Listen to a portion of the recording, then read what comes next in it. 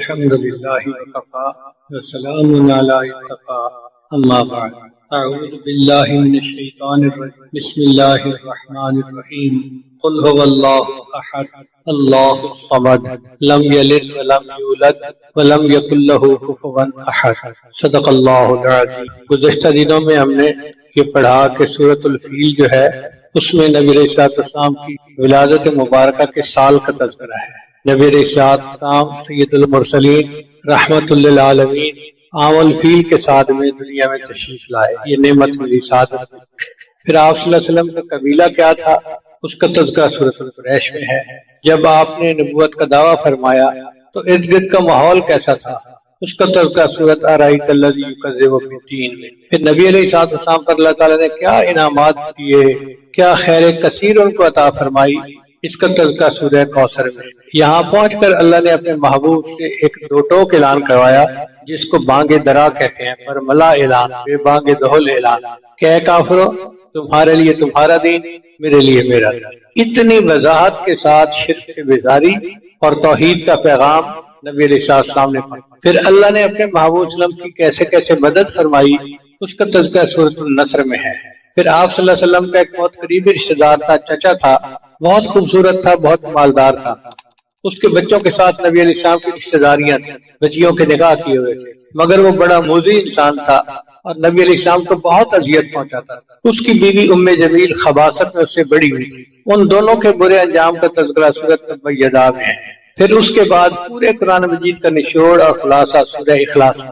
اگر بالفرض قرآن مجید کو کشید کیا جائے تو جو پورے قرآن کا نچوڑ نکلے گا وہ سورہ اخلاص۔ آج سورہ اخلاص کے بارے میں انشاءاللہ ہم بات کریں گے۔ اللہ کی شان دیکھیں کہ آج 23 کی رات بھی ہے اور جمعہ کی رات۔ سورہ اخلاص جلب منفعت سے تعلق رکھتی ہے اور اس کے بعد معوذتین دفع مسرت سے تعلق۔ اب آ جائیے سورت کی طرف۔ قرآن مجید کی 114 سورتیں ہیں کل، ان میں سے 112 سورتوں کے نام ان سورتوں کے اندر جو الفاظ آئے ہیں اس کی وجہ سے رکھے گئے، جیسے سورہ بقرہ، سورہ آل عمران، سورہ نساء۔ دو سورتیں ایسی ہیں کہ ان کا نام مضمون سورت کے مضمون کی وجہ سے رکھا گیا، ایک سورہ فاتحہ اور ایک سورہ اخلاص۔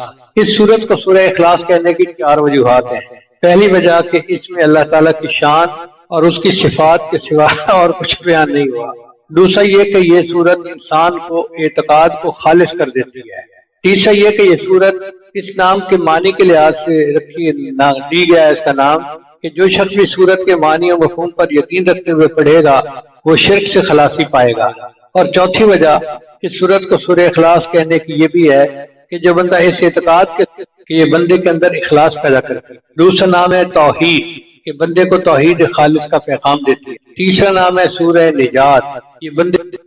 ایک نام ہے سورۃ الاساس کیونکہ یہ توحید پر مشتمل ہے اور توحید تمام اعتقادات کی بنیاد اور اساس ہے، اس لیے اس کا نام سورۃ الاساس ہے۔ اور ایک روایت ابی بن کعب عنہ اور انس بن مالک کی یہ بھی ہے کہ 7 آسمان اور 7 زمینوں کو قل هو اللہ احد کی بنیاد پر قائم کیا گیا۔ اس کا نام ہے ایک سورۃ المانعہ۔ چنانچہ اللہ تعالیٰ نے اپنے نبی علیہ السلام سے معراج کے موقع فرمایا میں نے آپ کو سورہ اخلاص عطا کی ہے، یہ میرے عرش کے خزانوں میں سے ہے اور یہ عذاب قبر اور اگرمی کے عذاب سے بچانے والی ہے، یعنی جہنم کے عذاب سے بچانے والی ہے۔ ایک اس کا نام ہے سورۃ النجات کیونکہ بندے کو کفر سے دنیا میں اور آخرت میں آگ سے نجات عطا کرتا ہے۔ ایک اس کا نام ہے سورۃ التفرید، تفرید فرد وحید سے ہے، یعنی اللہ تعالیٰ کی توحید پر مشتمل ہے۔ ایک اس سورت کا نام ہے سورۃ التجرید چونکہ اللہ تعالیٰ ابوت اور بنوت سے پاک ہے، نہ اس کا کوئی باپ ہے نہ اس کا کوئی بیٹا ہے، اور اس سورت میں یہ عقیدہ بیان کیا گیا ہے۔ ایک اس سورت کا نام ہے سورۃ النور کہ اس سورت کا اعتقاد بندے کو نور ایمان سے منور کر دیتا ہے۔ 10واں نام ہے سورۃ الامان، یہ سورت بندے کو کفر اور شرک سے امان عطا کرتی ہے۔ اس سورت کا ایک نام ہے سورۃ الولایہ، چونکہ بندہ اس کو پڑھتا ہے تو اللہ اس کو اپنی ولایت عطا فرما دیتا ہے۔ ایک اس کا نام ہے سورۃ النسبہ، یعنی یہ سورت مشرکین کے سوال پوچھنے کے جواب میں اتری۔ انہوں نے پوچھا تھا کہ آپ کے اللہ کا نسب کیا ہے، تو اس سورت میں یہ مضمون بیان کیا گیا، اس لیے اس کو سورۃ النسبہ کہتے ہیں۔ ایک ہے سورۃ المعرفہ کہ اس سورت میں اللہ تعالیٰ کی معرفت کامل بیان کی گئی حضرت جابر عنہ سے مروی ہے کہ ایک آدمی نے نماز پڑھی اور اس کے بعد قل اللہ احد پڑھی تو آپ نے فرمایا اس بندے نے اپنے رب کو پہچان لیا۔ ایک اس کا نام ہے المعوذہ، المعوذہ۔ حضرت عثمان بن عفان کے پاس نبی اسلام تشریف لائے تو انہیں سورہ اخلاص، سورہ فلق اور سورہ ناس کے ساتھ دم کیا۔ آپ ذرا غور سے سنیے کہ عثمان بن مظعون ایک صحابی ہیں، وہ بیمار ہیں اور نبی علیہ السلام تشریف لاتے ہیں اور نبی علیہ السلام ان کو سورت پڑھ کے دم کرتے ہیں، تو ایک پتہ چلا نا کہ یہ دم کرنا ایک شرعی تھی، اس کا شریعت میں ثبوت موجود ہے۔ اور پھر نبی علیہ السلام نے فرمایا میں نے ان سے بہتر صورتوں کے ساتھ کبھی کسی کو دم نہیں کیا، تو ہم بھی اگر کسی بیمار کے پاس جائیں تو یہ 3 صورتیں پڑھ کے اس کو دم کریں تاکہ اللہ اس کو شفا عطا فرمائے۔ ایک صورت کا نام ہے المکشکشہ۔ مکشکشہ برات اور بیزاری کو کہتے ہیں، کیونکہ اس میں اس کا پڑھنے والا شرک سے بیزاری کا اظہار کر رہا ہوتا ہے، اس لیے اس کو مکشکشہ کہا گیا۔ ایک صورت کا نام ہے سورۃ الصمد۔ اس صورت میں اللہ تعالیٰ کی صمدیت اور شان بے نیازی کا بیان کیا گیا ہے۔ ایک اس صورت کا نام ہے سورۃ المحضر، کیونکہ اس صورت کو سننے کے لیے اللہ کے فرشتے حاضر ہو جاتے ہیں۔ ایک صورت کا نام ہے سورۃ المنفرہ، کیونکہ جو بندہ یہ صورت پڑھتا ہے تو شیطان بھاگ جاتا ہے۔ آپ تجربہ کر کے دیکھ لیں، جب کبھی شیطانی خیال ذہن میں آنے لگے اس صورت کی تلاوت کریں، اللہ تعالیٰ شیطان کو بھگا دیں گے اور ذہن پاک اور صاف ہو جائے گا۔ 19واں نام ہے سورۃ البراءہ۔ حضور صلی اللہ علیہ وسلم نے اس آدمی کو یہ صورت پڑھتے ہوئے دیکھا تو فرمایا کہ یہ بندہ شرک سے بری ہو گیا۔ اور 20واں نام ہے سورۃ المذکرہ، کیونکہ یہ سورت بندے کو توحید خالص کی یاد دلاتی ہے، اس لیے اس کا نام مذکر ہے۔ اب سوچئے کہ اس سورت کے 20 نام ہیں جو نبی علیہ السلام نے بتائے، تو کتنی عظیم سورت ہے جو اللہ تعالیٰ نے عطا کی، اور یہ ہر بندے کو یاد ہوتی ہے، ہر کلمہ گو کو۔ ہم نے دیکھا ہے جتنا جاہل ہو، ان پڑھ ہو، اس کو سورہ اخلاص ضرور یاد ہوتی ہے اور اسی سے وہ نماز پڑھتا ہے۔ اب اس کا نزول کا سبب کیا تھا؟ وہ یہ تھا کہ مشرکین نے نبی علیہ السلام سے سوال کیا کہ اللہ تعالیٰ کا نسب بتائیے، تو اس کے جواب میں اللہ نے یہ صورت عطا فرمائی۔ ایک مرتبہ یہودیوں نے نبی علیہ السلام سے کہا کہ اللہ تعالیٰ نے ساری مخلوق کو پیدا کیا، تو اللہ کو کس نے پیدا کیا؟ اس کے جواب میں یہ صورت نازل ہوئی۔ حضرت انس رضی اللہ عنہ کا قول ہے کہ خیبر کے یہودیوں نے خدمت گرامی میں حاضر ہو کر عرض کیا، ابو القاسم، اللہ نے ملائکہ کو نور سے پیدا کیا، آدم علیہ السلام کو لیسدار مٹی سے پیدا کیا، ابلیس کو آگ کے شعلوں سے پیدا کیا، آسمان کو دھوئیں سے اور زمین کو پانی کی جھاگ سے پیدا کیا، اپنے رب کے متعلق بتاؤ کہ وہ کس چیز سے پیدا ہوا؟ رسول اللہ صلی اللہ علیہ وسلم نے کوئی جواب نہیں دیا۔ اس پر جبریل علیہ السلام یہ صورت لے کر تشریف لائے۔ عامر بن طفیل اور اربت بن ربیعہ نبی اسلام کی خدمت میں آئے۔ عامر نے کہا محمد صلی اللہ علیہ وسلم، تم کس کی طرف ہم کو بلاتے ہو؟ نبی اسلام نے فرمایا اللہ کی طرف۔ عامر نے کہا اپنے رب کی حالت تو بیان کرو، وہ سونے کا بنا ہوا ہے، چاندی کا بنا ہوا ہے، لوہے کا بنا ہوا ہے یا لکڑی کا؟ وہ تو بت پرست تھے نا، تو وہ سمجھتے تھے کہ خدا بھی بتوں میں سے کوئی بت ہے۔ اس کے جواب میں یہ صورت نازل ہوئی۔ بعد میں اربت کے اوپر بجلی گری اور وہ مارا گیا، اور عامر کو طاعون کے ذریعے سے اللہ نے موت دی۔ اب اس صورت کے فضائل ذرا سن لیجئے تاکہ اس صورت کی تفسیر پڑھنے کا ہمیں لطف آئے۔ یہ صورت 1/3 قرآن کے برابر ہے، 1/3 قرآن کے برابر ہے۔ انس رضی اللہ عنہ سے روایت ہے کہ میں نے رسول اللہ صلی اللہ علیہ وسلم کو یہ فرماتے ہوئے سنا، کیا تم میں سے کوئی رات کو 3 مرتبہ قل واللہ احد پڑھنے کی طاقت نہیں رکھتا؟ بے شک یہ صورت 1/3 قرآن کے برابر ہے، یعنی 3 مرتبہ جس نے قل واللہ احد پڑھ لیا اس نے گویا پورا قرآن مجید پڑھ لیا۔ ابو ہریرہ روایت کرتے ہیں کہ نبی اسلام نے صحابہ کرام کو فرمایا کہ جمع ہو جاؤ، میں تم لوگوں کے سامنے 1/3 قرآن پڑھوں گا۔ چنانچہ جو لوگ جمع ہو سکے وہ جمع ہو گئے۔ پھر رسول صلی اللہ علیہ وسلم نکلے اور سورہ اخلاص پڑھی اور واپس چلے گئے۔ لوگ آپس میں باتیں کرنے لگے کہ نبی علیہ السلام نے فرمایا تھا 1/3 قرآن پڑھیں گے، میرا خیال ہے کہ آپ پر آسمان سے کوئی نئی چیز نازل ہونے کی وجہ سے آپ اندر چلے گئے۔ پھر نبی علیہ السلام باہر تشریف لائے اور فرمایا میں نے تم سے کہا تھا کہ میں 1/3 قرآن پڑھوں گا، جان لو کہ یہ سورت 1/3 قرآن کے برابر ہے۔ حضرت ابن عمر سے روایت ہے کہ نبی علیہ السلام نے فرمایا جس نے قل اللہ احد پڑھی گویا اس نے 1/3 قرآن پڑھا، اور جس نے قل واللہ احد 2 مرتبہ پڑھا تو گویا اس نے 2/3 قرآن پڑھا، اور جس نے قل واللہ احد 3 مرتبہ پڑھی اس نے سارا قرآن مجید پڑھ لیا۔ اب اس کو 1/3 قرآن کے مطابق کیوں کہا جاتا ہے؟ علماء نے بتایا کہ بنیاد دین کی یعنی دین کے تین بنیادی مقصد ہیں، ایک ہے اللہ کی معرفت، دوسرے ہے صراط مستقیم، اور تیسرے ہے آخرت کی معرفت۔ اللہ کی معرفت، صراط مستقیم کی معرفت اور آخرت کی معرفت۔ یہ سورت جو کہ اللہ کی معرفت کے مضمون پر مشتمل ہے، اس لیے اس کو ثلث قرآن کہا جاتا ہے۔ پھر دوسری فضیلت یہ ہے کہ یہ سورت ہر شر اور پریشانی، عبداللہ ابن خبیب رضی اللہ عنہ فرماتے ہیں، یہ بات بتائی تو آپ صلی اللہ علیہ وسلم نے فرمایا، اس سے پوچھا کہ بھئی اس کا سبب کیا ہے کہ تم ہر رکعت میں سورت اخلاص پڑھتے ہو؟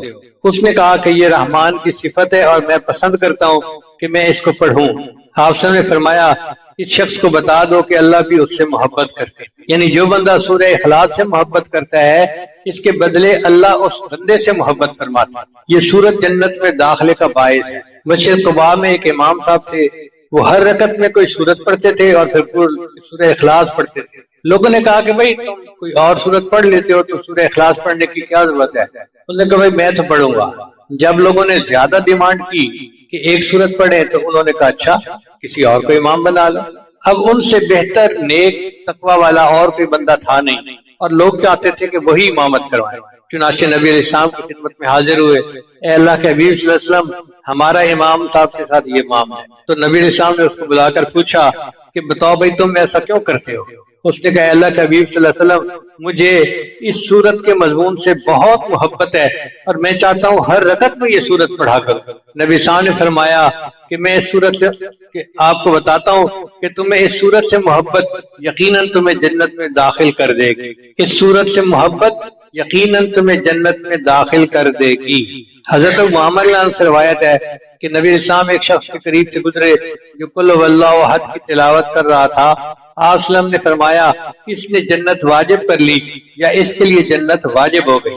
پانچویں فضیلت سنیے، حضرت انس روایت کرتے ہیں کہ ہم رسول اللہ کے ساتھ تبوک میں تھے، یعنی غزوہ تبوک کے لیے نکلے ہوئے تھے، تو ایک دن ایسے لگا جیسے سورج بڑی روشنی اور نور کے ساتھ نازل ہوا ہے، اس سے پہلے ایسی روشنی نہیں دیکھی گئی۔ نبی اسلام بھی اس کو دیکھ کر تعجب فرمانے لگے۔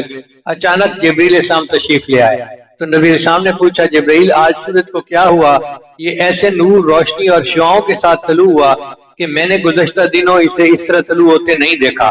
تو جبریل اسلام نے فرمایا کہ اللہ کے حبیب وسلم، آپ کے صحابی معاویہ بن معاویہ اللیثی کا آج مدینہ میں انتقال ہوا۔ اللہ تعالیٰ نے ان کی طرف 70,000 فرشتوں کو بھیجا ہے جو ان کی نماز جنازہ میں شریک ہوں گے۔ آپ نے پوچھا کہ ایسا کس سبب سے ہوا؟ انہوں نے کہا، اللہ کے حبیب صلی اللہ علیہ وسلم وہ قل هو اللہ احد کثرت سے پڑھتے تھے، کھڑے ہوئے، بیٹھے ہوئے، چلتے ہوئے، دن میں اور رات کے اوقات میں پڑھتے تھے۔ اس عمل کی وجہ سے 70,000 فرشتے ان کے جنازے میں شرکت کے لیے نازل۔ پھر جو بندہ سورہ اخلاص کے ساتھ محبت کرے گا وہ جنت کے جس دروازے سے چاہے گا داخل ہوگا۔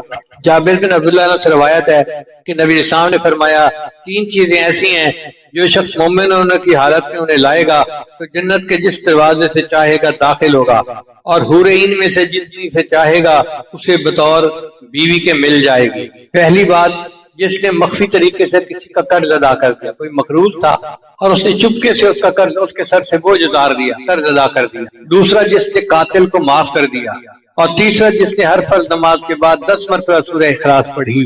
ابو بکر نے عرض کیا کہ اگر 1 مرتبہ پڑھے، آپ نے فرمایا اگر 1 مرتبہ بھی پڑھے گا تو اس کو بھی اجر ملے گا۔ اب ہر نماز کے بعد 1 مرتبہ سورہ اخلاص پڑھنا کون سا مشکل کام ہے؟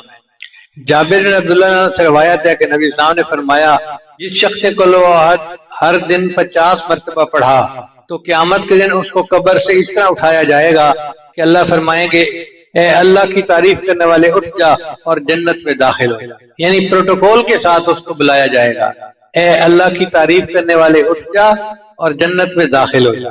پھر فقر اور تنگ دستی کو یہ صورت دور کر دیتی ہے۔ حضرت جریر بن عبداللہ عنہ سے روایت ہے کہ نبی صاحب نے فرمایا، جس نے قل هو اللہ احد پڑھی تو اس کے گھر والوں اور پڑوسیوں سے فقر و افلاس کو اللہ تعالیٰ دور کر دیتے ہیں۔ آج جس بندے کو دیکھو وہ غربت کا اور افلاس کا رونا رو رہا ہے، اور قرآن عظیم شان میں اللہ نے دیکھو کیا کیا ہمیں نعمت موتی عطا کر دیے کہ جو شخص روزانہ سورہ اخلاص پڑھے گا، اللہ اس سے، اس کے گھر والوں سے اور اس کے پڑوسیوں سے بھی اللہ تعالیٰ فقر اور تنگ دستی کو دور کر دے گا۔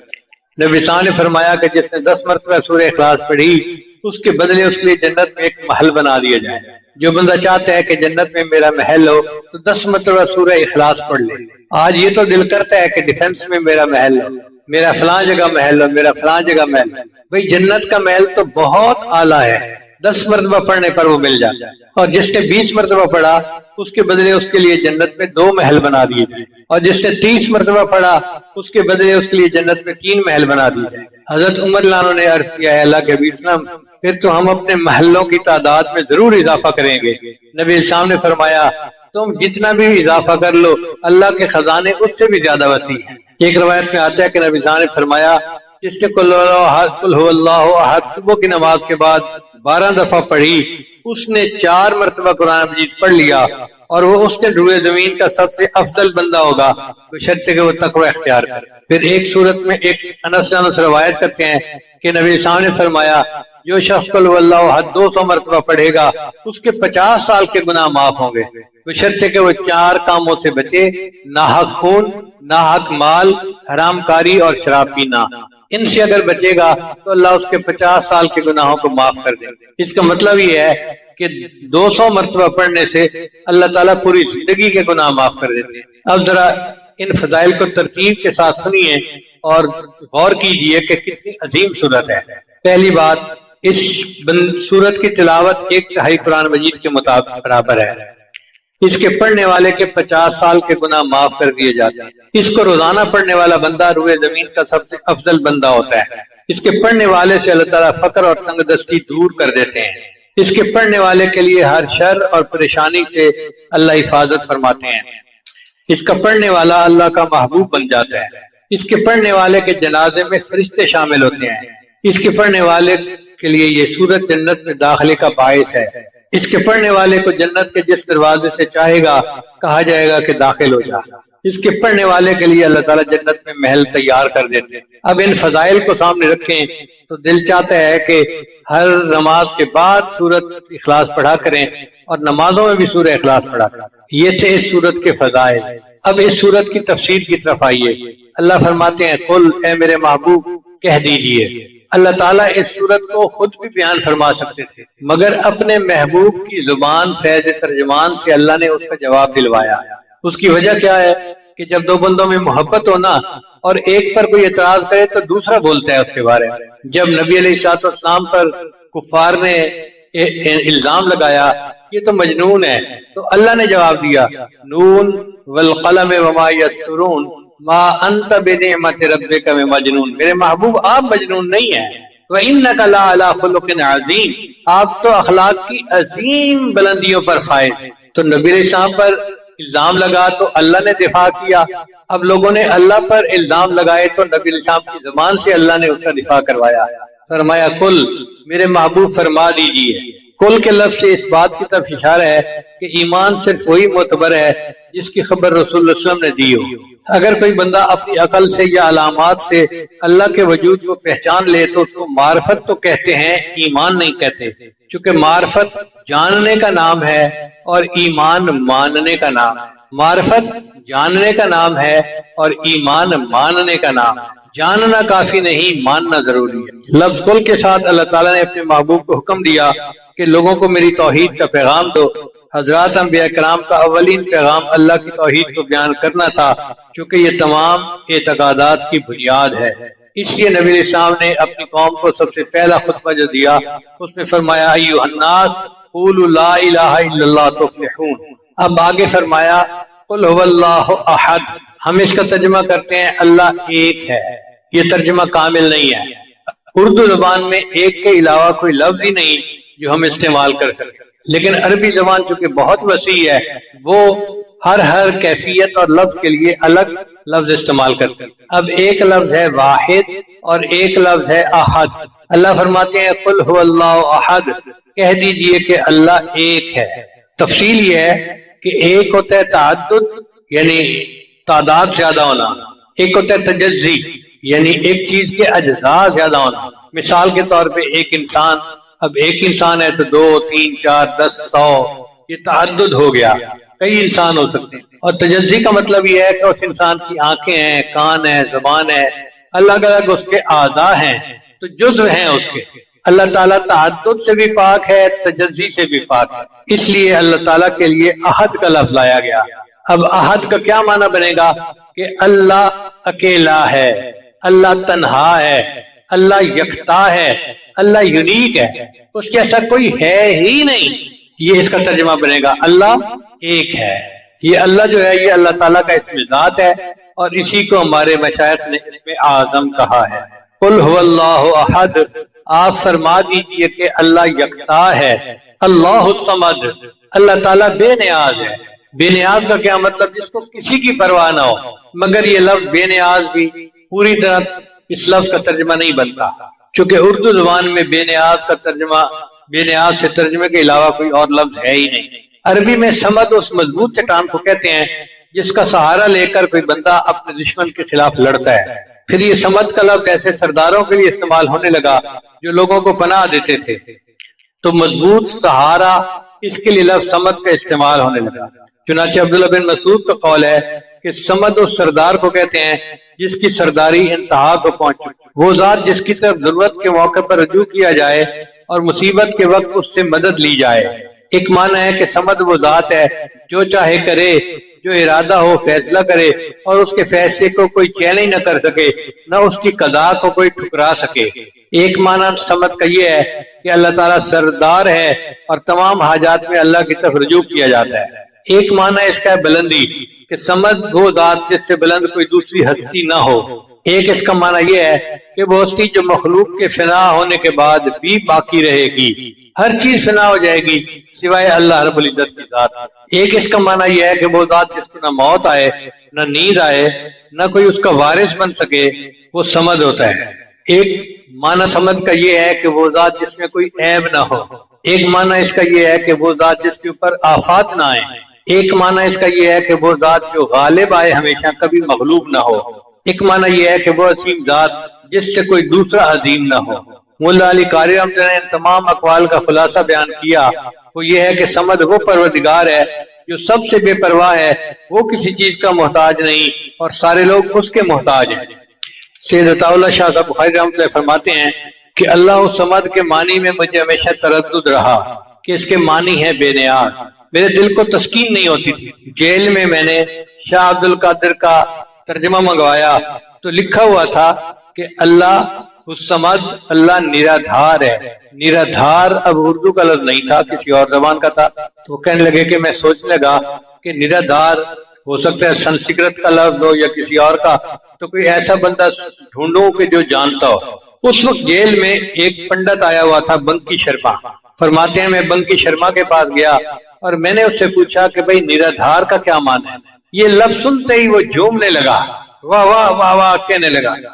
میں حیران کہ میں بیٹھا انتظار میں ہوں اور یہ اپنے مزے لیے جا رہے۔ تو میں نے کہا کہ پنڈت جی مجھے بتائیں اس کا معنی کیا ہے؟ اس نے کہا کہ یہ سنسکرت زبان کا لفظ ہے اور اس کا معنی یہ ہے کہ وہ ذات کہ جس کے بن کسی کا کام بنے نہیں اور جس کا کام کسی کے بن اڑے نہیں، وہ ذات کہ جس کا کام کسی کے بغیر اڑے نہیں اور جس کے بغیر کسی کا کام بنے نہیں۔ فرماتے ہیں کہ مجھے ایسے لگا جیسے گمشدہ متاع مجھے مل گئی۔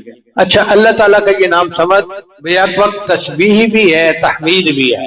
تسبیح اس طرح کہ اللہ کی اس میں شان بیان کی گئی، اللہ تعالیٰ کے صفت بیان کی گئی کہ وہ اس میں کوئی عیب نہیں۔ تسبیح کا یہ مطلب ہے اللہ تعالیٰ ہر عیب سے پاک ہے۔ اور تحمید میں اللہ کی حمد بیان کی گئی کہ وہ سب کی مدد کرتا ہے، سب کی حاجات کو پورا کرتا ہے۔ ہمارے مشائخ نے اپنی کتابوں میں دو لفظ استعمال کیے ہیں، باہما اور بے ہما، یعنی اللہ مخلوق کے ساتھ بھی ہے اور مخلوق سے الگ بھی ہے۔ باہما کیا مطلب کہ سب کی ضروریات وہ پوری کرتا ہے، اور بے ہما کا مطلب اس کو کوئی حاجت نہیں کہ کوئی اس کی ضرورت کو پورا کرے۔ پھر آگے فرمایا لم یلد ولم یولد، اللہ تعالیٰ نے نہ کسی کو جنا اور نہ اللہ کو کسی نے جنا۔ یہ ان مشرکین کے جواب میں تھا جنہوں نے اللہ کا نسب نامہ پوچھا۔ چنانچہ اگر ہم کہیں کہ اللہ تعالیٰ کی اولاد ہے تو یہ عہد کے منافی ہوا، اگر کہیں کہ اللہ تعالیٰ کا بیٹا ہے تو یہ صمد کے منافی ہے، کیونکہ بیٹا اپنے وجود میں باپ کا محتاج ہوتا ہے۔ ولم یکن لہ کفوا احد، اور نہیں ہے اس کا کوئی ہمسر۔ کفر کی تفسیر میں مفسرین نے کہا کہ اس کا مثل کوئی نہیں، اس کا برابر کوئی نہیں، یعنی اللہ تعالیٰ جیسا یا اللہ تعالیٰ کے برابر یا اللہ کا مثل کوئی نہیں۔ اللہ فرماتے ہیں لیس کمثلہ شیء، کوئی اس کے مثل نہیں ہے۔ اور بعضان نے کہا کہ کف سے مراد بیوی ہے، کہ اللہ تعالیٰ کی کوئی بیوی نہیں ہے۔ اس صورت میں 4 آیات ہیں اور ہر آیت نے اللہ کے کمالات کو ثابت کیا ہے۔ پہلی آیت نے وحدانیت کو ثابت کیا اور تعدد کی نفی کر دی، قل هو اللہ احد۔ دوسری آیت نے کمال کو ثابت کیا اور عجز کی نفی کر دی، اللہ الصمد۔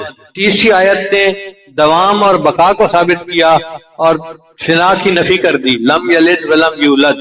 چوتھی آیت نے عظمت و کبریائی کو ثابت کیا اور مثل کی نفی کر دی، ولم یکن لہ کفوا احد۔ چنانچہ اس صورت نے تمام شرک و کفر کی جڑوں کو کاٹ کے رکھ دیا۔ اس صورت نے تمام شرک اور کفر کی جڑوں کو کاٹ کے رکھ دیا۔ آپ ذرا غور کیجئے، کبھی عدد میں شرک ہوتا ہے، لفظ احد کے ساتھ اس کی نفی کر دی گئی۔ کبھی مرتبہ و منصب میں شرک ہوتا ہے تو لفظ سمد نے اس کی نفی کر دی۔ کبھی حسب و نسب میں شرک ہوتا ہے تو لم یلد ولم یولد کے ساتھ نفی کر دی۔ کبھی کام اور اختیار میں ہوتا ہے تو ولم یکن لہ کفوا نے اس کی نفی کر دی۔ اب ذرا غور کیجئے، اس دنیا میں 6 طرح کے عقائد رکھنے والے لوگ پائے جاتے ہیں۔ پہلے ہوتے ہیں دہریہ، وہ کہتے ہیں جی اللہ تعالیٰ کی ذات کا انکار کرتے ہیں، عقیدہ یہ ہے کہ کائنات خود بخود وجود میں آ چکی، قل هو اللہ احد کے ساتھ اللہ کے وجود کو ثابت کیا اور ان کی تردید ہوگی۔ اس لیے اللہ تعالیٰ کو واجب الوجود کہتے ہیں کہ اللہ تعالیٰ ہی اصل وجود رکھتے ہیں، باقی ہر چیز کا وجود اللہ کی وجہ سے ہے۔ فارسی زبان کا لفظ ہے خدا، خدا کا معنی خود یعنی جو خود بنا، اس کو کسی نے بنایا نہیں ہے۔ تو اللہ تعالیٰ نے کائنات کو پیدا کیا اور اس کائنات کو وہی چلا رہے ہیں۔ دوسرا عقیدہ ہے فلاسفہ کا، ان کا عقیدہ یہ ہے کہ بنانے والا کائنات کا کوئی ہے لیکن اس کی کوئی صفت نہیں، مادے سے پیدا ہوا۔ جیسے آج کل بھی بہت سارے دہریے یہی یقین رکھتے ہیں کہ بس مادے سے کائنات پیدا ہوئی، اب مادے کے اندر تو کوئی صفت نہیں ہے، تو اس صورت نے اس کی بھی نفی کر دی۔ چنانچہ اللہ تعالیٰ کی صفات بیان کی۔ تیسرا مشرکین اور ہندوؤں کا عقیدہ، مشرکین اور ہندوؤں کا عقیدہ یہ تھا کہ اس کائنات میں بہت سارے خدا ہیں جو نظام کو چلا رہے ہیں۔ لفظ احد نے ان سب کی نفی کر دی کہ نہیں، بہت سارے خدا نہیں، خدا صرف ایک ہے، اکیلا ہے، یکتا ہے۔ پھر یہود و نصارہ کا عقیدہ یہ تھا کہ اللہ تعالیٰ کے بیوی بچے ہیں۔ یہودیوں نے عزیر علیہ السلام کو اللہ کا بیٹا بنا لیا، عیسائیوں نے بی بی مریم کو اللہ کی بیوی بنایا، عیسیٰ علیہ السلام کو اللہ کا بیٹا بنایا۔ مشرکین فرشتوں کو اللہ کی بیٹیاں کہا کرتے تھے، تو اس صورت نے ان سب کی تردید کر دی۔ پھر پانچواں ہے مجوس کا عقیدہ۔ مجوس کا عقیدہ یہ ہوتا ہے کہ خیر کا جو ہے نا خالق الگ ہے اور شر کا خالق الگ ہے۔ وہ کہتے ہیں کہ ایک خدا ہے یزدان، وہ خیر کا خدا ہے، اور ایک خدا ہے اہرمن، وہ شر کا خدا ہے، اور ان دونوں کے درمیان کھینچتانی ہر وقت ہوتی رہتی ہے، کبھی خیر غالب آتی ہے، کبھی شر غالب آ جاتا ہے۔ اس صورت نے ان کے بھی عقیدے کا رد کر دیا اور فرمایا کہ نہیں، وَلَمْ يَكُنْ لَهُ كُفُوًا أَحَدٌ، اللہ ایک ہے، اس جیسا کوئی دوسرا ہے ہی نہیں۔ تو اس سے پتہ چلتا ہے کہ اس صورت نے دنیا کے تمام بدعقیدہ لوگوں کے اعتقادات کی نفی کر اس کی جامعیت کا اندازہ لگایا۔ اب میں اس صورت کے مضمون کو سمجھنے کے لیے ذرا اپنے الفاظ میں بیان کرتا ہوں۔ الفاظ ہیں مشائخ صوفیاء کے، مگر اپنا مطلب سمجھنے کے لیے میں ان کو استعمال کروں گا۔ وہ کیسے کہ پہلی آیت ہے قل هو اللہ احد، آپ کو یہ سمری یاد ہو جائے گی جلدی۔ قل هو اللہ احد یہ ہے توحید وجودی، اللہ تعالیٰ واجب الوجود ہیں اور اللہ کے علاوہ کوئی اور خدا نہیں۔ اس کو کیا کہتے ہیں؟ توحید وجودی۔ مشائخ صوفیاء کی تشریح نہیں، یہ میں الفاظ ان کے استعمال کر رہا ہوں اپنے مضمون کو آسان بنانے کے لیے، سمجھانے کے لیے۔ تو قل هو اللہ احد میں توحید وجودی کا تذکرہ، پھر اللہ الصمد، اللہ بے نیاز ہے، اس کو کہتے ہیں توحید شہودی، مشاہدے سے ہے۔ اب آپ بتائیے کیا آپ کا مشاہدہ ہے کہ اللہ سب کی حاجات کو پورا کرتا ہے؟ کوئی بندہ ایسا ہے جو کہے کہ میری حاجات اللہ پوری نہیں کرتا؟ اللہ کو ہماری ضرورت ہے اور ہمیں اللہ کی ضرورت ہے نا، تو اس نے گویا مشاہدے میں یہ بات لے آئی کہ اللہ ایک ہی ہے۔ تو قل هو اللہ احد یہ توحید وجودی ہے، اللہ الصمد یہ توحید شہودی ہے۔ پھر لم یلد ولم یولد اس کو کہتے ہیں توحید ذاتی، نہ اللہ نے کسی کو جنا نہ کسی نے اللہ کو جنا۔ یہ مضمون کیا کہلاتا ہے؟ توحید ذاتی۔ ولم یکن لہ کفوا احد، یہ ہے توحید صفاتی۔ اب 4 نام یاد کر لیں، آپ کو پوری صورت کا خلاصہ فوراً ذہن میں آ جائے گا۔ توحید وجودی، توحید شہودی، توحید ذاتی، توحید صفاتی۔ 4 صورتوں نے پوری تعلیمات کو اپنے اندر بند کر لیا۔ سورہ اخلاص سے ہمیں یہ سبق حاصل ہوتا ہے کہ ہم اللہ تعالیٰ کو ایک مانیں، اللہ کے ساتھ کسی کو شریک نہ ٹھہرائیں۔ ہمارے معاشرے میں بہت جلدی لوگ جو ہے نا وہ دوسروں کی طرف دھیان کر لیتے ہیں، ضعیف الاعتقاد ہے نا، چنانچہ اپنی حاجات اللہ کے علاوہ اولیاء سے مانگتے ہیں، قبروں سے مانگتے ہیں، پتہ نہیں کیا کیا کرتے ہیں۔ میرا اپنا مشاہدہ ہے کہ ایک مرتبہ ایک بندہ ملتزم سے لپٹ کے دعائیں مانگ رہا تھا، تو میں بھی انتظار میں تھا کہ مجھے ملتزم پہ جگہ ملے۔ اب جب وہ ملتزم سے وہ ہٹا تو اس نے وہی کھڑے کھڑے فون کیا اور اپنی بیوی کو کہنے لگا کہ دیکھو دعائیں تو میں بھی کر رہا ہوں، لیکن تم اتنا کچھ لے کے داتا دربار چلی جاؤ، وہاں دعا کرو اللہ میرا اقامے کا کام کروا دے۔ بیت اللہ کے پاس کھڑا ہے اور وہاں سے بیوی کو کہہ رہا ہے کہ داتا دربار جا کے یہ چیز دو اور یہ دعا مانگو کہ اللہ ہمارا کام کر دے۔ تو ضعیف الاعتقادی کا یہ حال ہے۔ واللہ یقبض ویبسط والیہ ترجعون، اللہ تعالیٰ ہی تنگی پیدا کرتا ہے، وہی وسعت پیدا کرتا ہے۔ کہہ دیتے ہیں کسی نے کاروبار باندھا ہوا ہے، بہت سارے لوگ میرے پاس آتے ہیں کسی نے ہماری بیٹی کا رشتہ باندھ دیا ہے، بھائی کوئی نہیں باندھ سکتا، اللہ کی منشا ہے جو ہوگا، اللہ کے علاوہ کوئی باندھنے والا اور کھولنے والا نہیں ہے۔ اس لیے ہمیں چاہیے کہ ہم ایک اللہ کے در پر جھکیں۔ آپ ذرا غور کیجئے گا، علمی نقطہ ہے کہ اللہ تعالیٰ نے بعض جانوروں کو ہاتھ نہیں دیے، گائے، بھینس، بکری، گھوڑا، اونٹ کسی کے ہاتھ نہیں ہے، وہ کھانے کے لیے اپنا سر نیچے جھکاتے ہیں اور پھر چارہ کھاتے ہیں۔ انسان کو اللہ نے ایسے نہیں بنایا، اللہ نے ہاتھ دیے ہیں۔ میرے بندے تیرا سر میرے سامنے جھکنے کے لیے ہے، میں نہیں چاہتا کہ یہ کھانے کے لیے نیچے جھکے، کھانا تیرے منہ تک میں پہنچا دوں۔ شاعر کے بہت پیارے شعر ہیں، تیرے در سے بھی نباہے در غیر کو بھی چاہے، تیرے در سے بھی نباہے در غیر کو بھی چاہے، میرے سر کو یہ اجازت کبھی تھی نہ ہے نہ ہوگی۔ تیرے در سے بھی نباہے در غیر کو بھی چاہے، میرے سر کو یہ اجازت کبھی تھی نہ ہے نہ ہوگی۔ تیرا نام تک بھلا دوں، تیری یاد تک مٹا دوں، مجھے اس طرح کی جرت کبھی تھی نہ ہے نہ ہوگی۔ میں یہ جانتے ہوئے بھی تیری انجمن میں آیا کہ تجھے میری ضرورت کبھی تھی نہ ہے نہ ہوگی۔ تو اگر نظر ملائے میرا دم نکل ہی جائے، تجھے دیکھنے کی ہمت کبھی تھی نہ ہے نہ ہوگی۔ جو گلا کیا ہے تجھ سے تو سمجھ کے تم کو اپنا، مجھے غیر سے شکایت کبھی تھی نہ ہے نہ ہوگی۔ تیرا حسن ہے یگانہ، تیرے ساتھ ہے زمانہ، میرے ساتھ میری قسمت کبھی تھی نہ ہے نہ ہوگی۔ یہ کرم ہے دوستوں کا وہ جو کہہ رہے ہیں سب سے کہ نصیر یہ عنایت کبھی تھی نہ ہے نہ ہوگی۔ حقیقت یہ ہے کہ جس بندے کو ایک طرف جھکنا آ گیا اسے در در پہ نہیں جھکنا پڑتا، جسے ایک ذات کے سامنے رونا آ گیا اسے ہر ایک کے سامنے جا کے نہیں رونا پڑتا۔ علامہ اقبال نے کیا خوبصورت شعر کہا ہے، وہ ایک سجدہ جسے تو گراں سمجھتا ہے، ہزار سجدوں سے دیتا ہے آدمی کو نجات۔ ایک اللہ کے سامنے سجدہ کر لو، ہزار سجدوں سے نجات مل جائے گی۔ اس کے بالمقابل جو لوگ اللہ کو چھوڑ کر مخلوق سے امیدیں لگاتے ہیں ان کو ذلت اور رسوائی کے سوا کچھ بھی نہیں ملتا۔ اللہ فرماتے ہیں وَمَن يُشْرِكْ بِاللَّهِ فَكَأَنَّمَا خَرَّ مِنَ السَّمَاءِ فَتَخْطَفُهُ الطَّيْرُ أَوْ تَهْوِي بِهِ الرِّيحُ مِن مَّكَانٍ صَحِيحٍ۔ جو شخص اللہ کے ساتھ کسی کو شریک ٹھہرائے تو گویا وہ آسمان سے گر پڑا، پھر یا تو پرندے اسے اچک لے جائیں یا ہوا اسے کہیں دور دراز کی جگہ پر لا پھینکے۔ سر ایک ہے اور ایک ہی کے سامنے جھکانے کے لیے اللہ نے عطا کیا ہے۔ سر ایک ہے اور ایک ہی کے سامنے جھکانے کے لیے اللہ نے دیا ہے۔ سر جس پہ نہ جھک جائے اسے در نہیں کہتے، سر جس پہ نہ جھک جائے اسے در نہیں کہتے، در در پہ جو جھک جائے اسے سر نہیں کہتے۔ نبی علیہ السلام نے عبداللہ بن عباس کو ایک نصیحت فرمائی جو توحید کے مضمون پہ مشتمل ہے۔ عن ابن عباس عنہ قال كنت خلف رسول اللہ صلی اللہ علیہ وسلم، ابن عباس کہتے ہیں کہ میں سواری پہ نبی صاحب کے پیچھے سوار تھا، فقال نبی صاحب نے فرمایا یا غلام، اے لڑکے، انی اعلمک کلمات، میں تمہیں چند باتیں سکھاتا ہوں، احفظ اللہ یحفظک، تو اللہ کی حفاظت کر اللہ تجھے محفوظ رکھے گا، تو اللہ کو یاد رکھ اللہ تجھے محفوظ رکھے گا۔ احفظ اللہ تجدہ تجاہک، تو اللہ کو یاد کر اللہ کو اپنے سامنے پائے گا۔ اذا سألت فاسأل اللہ، اگر تو مانگے تو تجھے اللہ سے مانگنا چاہیے، وَإِذَا اسْتَعَنْتَ فَاسْتَعِنْ بِاللَّهِ، اور اگر مدد چاہے تو اللہ سے مدد مانگ۔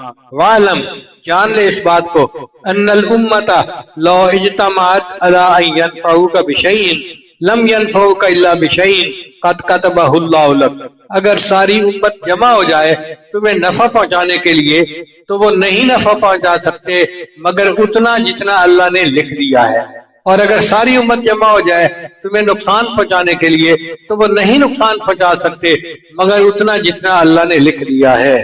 رفعت الاقلام وجفت الصحف، قلم اٹھا لیے گئے اور صحیفے خشک ہو گئے، یعنی اللہ نے تقدیر لکھ دی ہے، جو لکھ دیا ہے وہ ہو کے رہنا ہے، اب کسی اور کی طرف جانے کی ضرورت نہیں ہے۔ سورہ اخلاص کے خواص کیا ہیں؟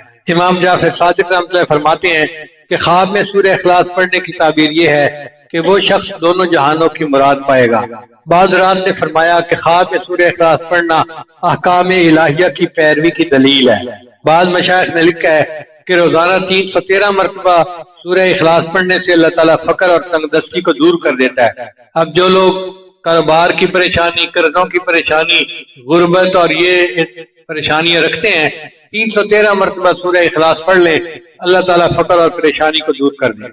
اگر کوئی بندہ بے گناہ جیل میں ہے تو 1000 مرتبہ یہ سورت پڑھ لے، اللہ تعالیٰ رہائی عطا فرمائے۔ بہت سارے لوگ مجھے خط لکھتے ہیں میرا بھائی جیل میں ہے، میرا رشتہ دار جیل میں ہے، فلاں جیل میں ہے، تو بھائی یہ وظیفہ جو نبی علیہ السلام نے بتایا سن لیجئے کہ 1000 مرتبہ سورہ قل واللہ احد پڑھ لیجئے، اللہ تعالیٰ جیل سے رہائی عطا فرمائے۔ اب جو بندہ اپنے خیالات سے پریشان ہو کہ میرے دل کی حالت اچھی نہیں اور وہ چاہے کہ میرا دل ٹھیک ہو جائے، وہ روزانہ ہر نماز کے بعد اس سورت کی پابندی سے تلاوت کرے، اللہ تعالیٰ اس کو دل کو ہدایت عطا فرمائے۔ اب اس کا ترجمہ آخر پہ پھر سن لیجیے۔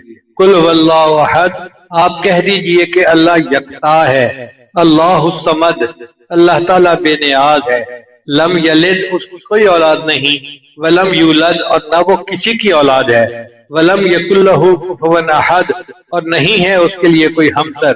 اللہ تعالیٰ اس عظیم سورت کو سمجھنے کی اور اس کے مضمون کو دل میں اتارنے کی ہمیں توفیق عطا فرمائے۔ وآخر دعوانا ان الحمدللہ رب العالمین۔ توبہ کے کلمات پڑھائے جائیں گے۔